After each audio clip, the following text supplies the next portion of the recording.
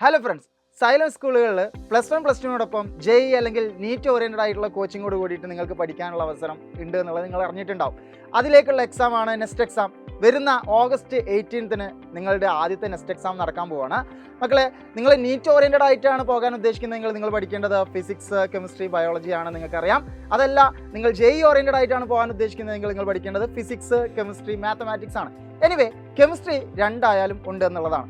Okay, എന്തൊക്കെയാണ് നിങ്ങൾ കെമിസ്ട്രിയിൽ പഠിക്കേണ്ടത്? നിങ്ങൾ 10ാം ക്ലാസ്സിൽ മാത്രമുള്ള കാര്യങ്ങൾ പഠിച്ചാൽ ഒരു പക്ഷേ നെക്സ്റ്റ് എക്സാമിന് നിങ്ങൾക്ക് ഹൈ സ്കോർ നേടാനായിട്ട് സാധിക്കില്ല. അപ്പോൾ എന്തൊക്കെയാണ് നമ്മുടെ കെമിസ്ട്രിയുടെ സിലബസ് നമുക്ക് നോക്കാം. ഓക്കെ, നിങ്ങൾ പഠിക്കേണ്ടത് 8ാം ക്ലാസ്, 9ാം ക്ലാസ്, 10ാം ക്ലാസ്സിലെ മിക്സ്ഡ് ആയിട്ടുള്ള കുറച്ച് ഏരിയകളാണ് നിങ്ങൾ കാര്യമായിട്ട് നോക്കേണ്ടത്.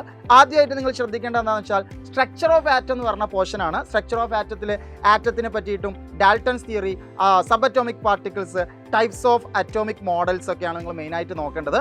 ഓക്കെ, മറ്റൊന്നാണ് പ്രോപ്പർട്ടീസ് ഓഫ് മാറ്റർ എന്ന് പറഞ്ഞുള്ള പോർഷൻ. അവിടെ നിങ്ങൾ ശ്രദ്ധിക്കേണ്ട കാര്യങ്ങൾ എന്താണെന്ന് വെച്ചാൽ States of matter, change of state, diffusion, mixture and it's types തുടങ്ങിയിട്ടുള്ള കാര്യങ്ങളാണ് നിങ്ങൾ അവിടെ ശ്രദ്ധിക്കേണ്ടത്. മറ്റൊന്ന് മെറ്റൽസ് ആണ്. മെറ്റൽസ് നിങ്ങൾ പഠിക്കുന്നത് 9ാം ക്ലാസ്സിലാണ് അല്ലെങ്കിൽ 8ാം ക്ലാസ്സിലാണ്. പക്ഷേ നിങ്ങൾ നെക്സ്റ്റ് എക്സാമിന് ഇമ്പോർട്ടൻ്റ് ആയിട്ടുള്ള ഒരു ഏരിയ ആണ്. മെറ്റൽസിൽ നിങ്ങൾ ശ്രദ്ധിക്കേണ്ട കാര്യങ്ങൾ എന്താണെന്ന് വെച്ചാൽ physical and chemical properties of മെറ്റലാണ് പ്രധാനമായിട്ടും നോക്കേണ്ടത്. പിന്നെ റിയാക്ഷൻസ് ഓഫ് മെറ്റൽസ് ആണ്. ഇനി ഇതുപോലെ തന്നെ നിങ്ങൾ നോൺ മെറ്റൽസിനെ പറ്റിയിട്ടുള്ള ഒരു സ്റ്റഡിയും നിങ്ങൾ കൃത്യമായിട്ട് നടത്തേണ്ടതുണ്ട്.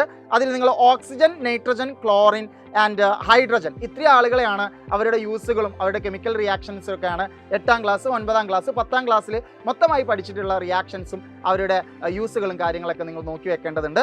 ദെൻ നമുക്ക് റിഡോക്സ് റിയാക്ഷൻ അഥവാ ഓക്സിഡേഷൻ, റിഡോക്സ് റിയാക്ഷൻ ബേസ്ഡുള്ള ചോദ്യങ്ങൾക്കും നിങ്ങൾക്ക് കെമിസ്ട്രിയിൽ പ്രതീക്ഷിക്കാം. അവസാനമായിട്ടുള്ളത് ആസിഡ്, ബേസ്, സാൾട്ട് എന്നുള്ള ഏരിയ ആണ്. അപ്പോൾ തീർച്ചയായിട്ടും ഇത്രയും ഏരിയ ഉള്ളൂ. പക്ഷേ ഈ പറഞ്ഞ ഏരിയകൾ നിങ്ങൾ കൃത്യമായിട്ട് നോക്കണം. എങ്കിൽ മാത്രമേ നിങ്ങൾക്ക് നെക്സ്റ്റ് എക്സാമിന് കൂടുതൽ മാർക്ക് സ്കോർ ചെയ്യാൻ പറ്റുള്ളൂ. കൂടുതൽ മാർക്ക് സ്കോർ ചെയ്ത് കഴിഞ്ഞാൽ നിങ്ങൾക്ക് സ്കോളർഷിപ്പോട് കൂടിയിട്ട് സൈലൻസ് സ്കൂളുകളിൽ പഠിക്കാൻ പറ്റും. നിങ്ങളുടെ ആ എയിം ഇന്ത്യയിലെ തന്നെ ഏറ്റവും ടോപ്പ് മോസ്റ്റ് കോളേജുകളായിട്ടുള്ള IIT, NIT, എയിംസ്, ജിപ്മർ പോലെയുള്ള കോളേജുകൾ പഠിക്കാനായിട്ട് മക്കൾക്ക് സാധിക്കും. സോ എല്ലാവരും നെക്സ്റ്റ് എക്സാമിന് നന്നായിട്ട് പഠിക്കുക. അപ്പോൾ കെമിസ്ട്രിയിൽ ഈ പറഞ്ഞ സിലബസുകളൊക്കെയാണ് നിങ്ങൾ ശ്രദ്ധിക്കേണ്ടത്. So all the best.